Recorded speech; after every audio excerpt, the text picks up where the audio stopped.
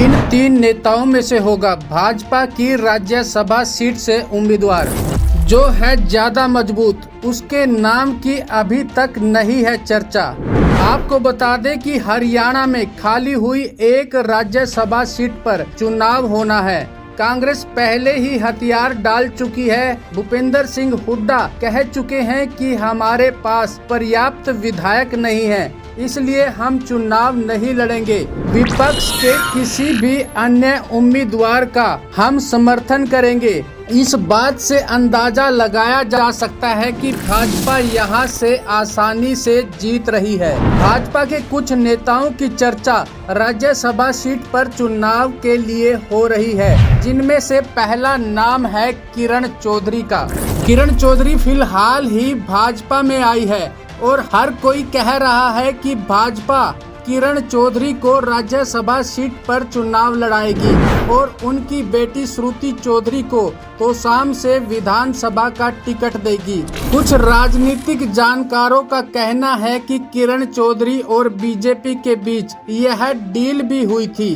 दूसरा नाम कुलदीप बिश्नोई का है। कुलदीप बिश्नोई आजकल दिल्ली के ज्यादा चक्कर भी लगा रहे हैं। सूत्रों का कहना है कि कुलदीप बिश्नोई राज्यसभा टिकट के लिए और हरियाणा में आगामी विधानसभा चुनाव के लिए लॉबिंग कर रहे हैं, क्योंकि कुलदीप बिश्नोई कई बार पार्टी बदल चुके हैं। खुद की पार्टी हजका बनाई, जिसका हरियाणा में बीजेपी के साथ गठबंधन भी हुआ और बाद में फिर से उसका विलय कांग्रेस में किया।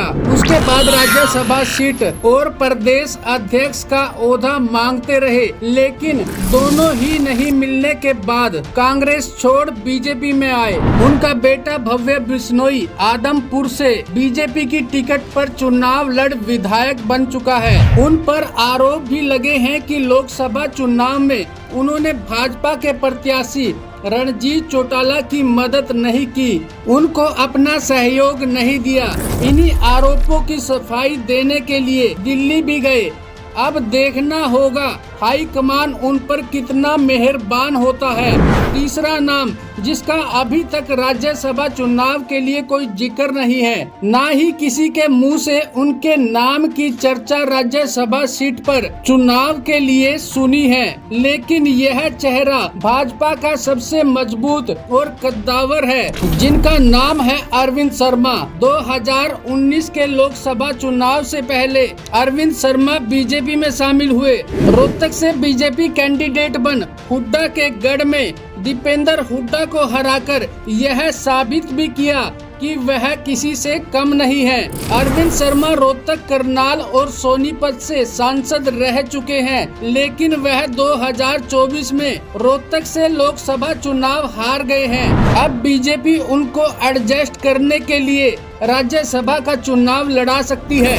ये तीनों चेहरे बाहरी हैं, यानी कांग्रेस से बीजेपी में आए हैं। इनके अलावा बीजेपी पार्टी किसी अपने चेहरे पर भी दांव खेल सकती है। आपको क्या लगता है, इन तीनों में से कौन सा चेहरा ज्यादा मजबूत है? क्या आपको भी लगता है बीजेपी अरविंद शर्मा को राज्यसभा भेजेगी? अपनी राय हमें कमेंट बॉक्स में लिखकर जरूर बताएं और हर खबर की अपडेट के लिए हमारे फेसबुक पेज को फॉलो करें और यूट्यूब चैनल को सब्सक्राइब करना ना भूलें। Bureau report ITV 24।